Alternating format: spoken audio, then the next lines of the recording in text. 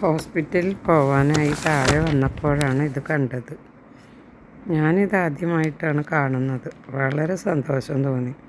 നല്ല വണ്ണമുള്ള കയറിൽ ഒരു വീതിയുള്ള തുണിയോ പ്ലാസ്റ്റിക് ഷീറ്റോ പോലെ കെട്ടി ഒരു പ്രത്യേക വട ഉണ്ടാക്കിയിട്ട് അതിലൂടെയാണ് അവർ കയറുന്നത്. പ്രായമായ ഒരാളായിരുന്നു.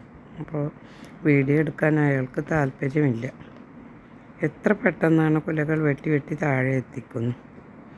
ഒരു പ്ലാസ്റ്റിക് ഷീറ്റല്ല, ഒരു തുണി പോലെയുള്ള ഒരു ഷീറ്റുകൾ വിരിച്ചിട്ടാണ് അവർ ഈ കുലകളെല്ലാം നിലത്ത് വെട്ടിയിറക്കി വെച്ചിട്ടുള്ളത്. കുറച്ച് ദിവസം അതങ്ങനെ അവിടെ തന്നെ വെക്കും.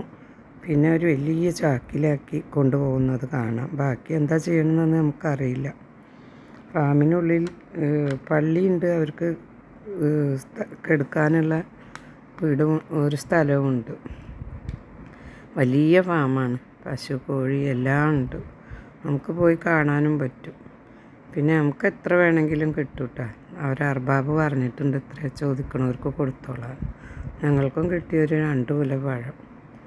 എത്ര ആവശ്യമുണ്ടെങ്കിലും അവർ തരും.